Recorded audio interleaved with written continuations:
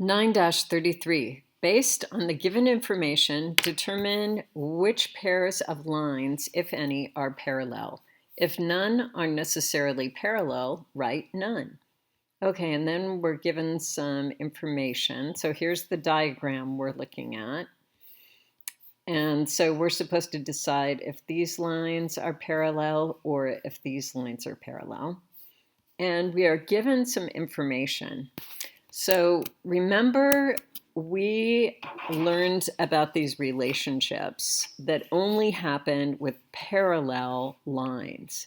So corresponding angles are, if on parallel lines, they're congruent.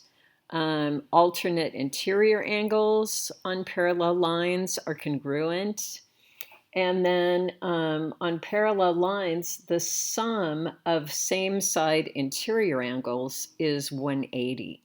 So if any of these conditions are true, so if these angles are congruent, if these angles are congruent, or if these angles add up to 180 degrees, then that will mean that the lines that they're associated with are parallel.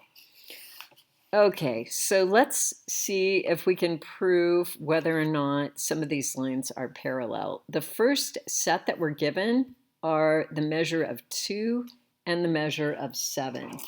So I've recreated the set of lines, and it looks like, let's see, 2 is right here, and 7 is right here.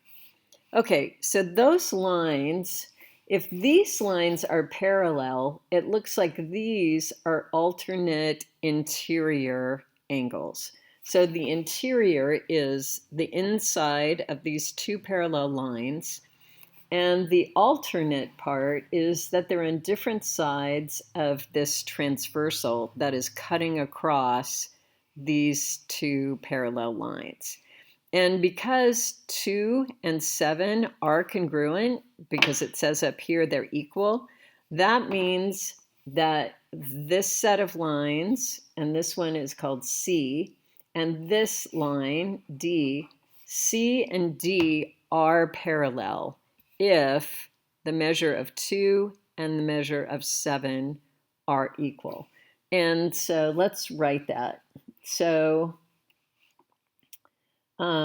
lines C and D are parallel.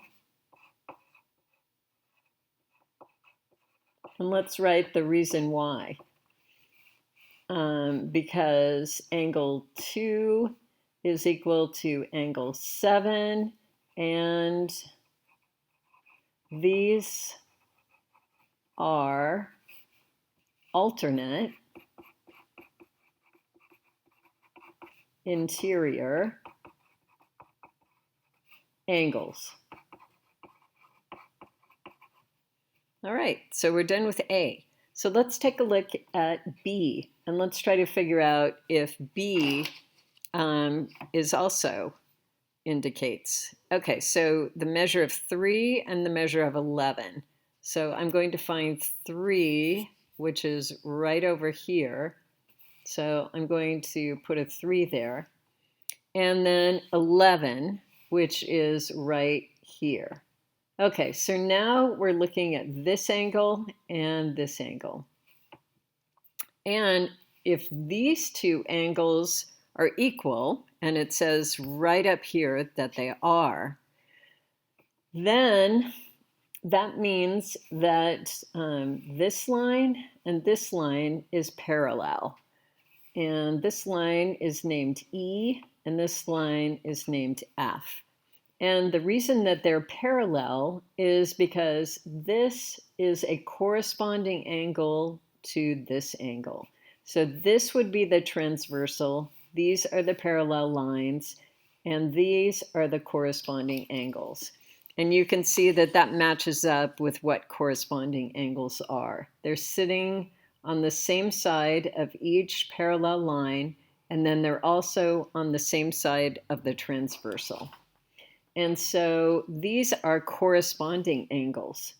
So lines E and F are parallel.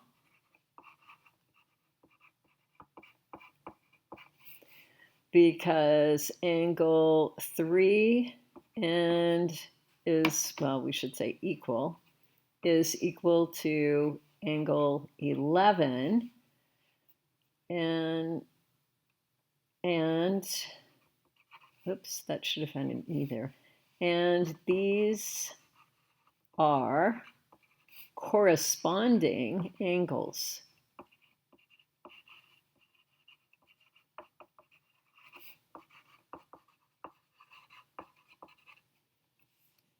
Okay, so the next one we'll do is C.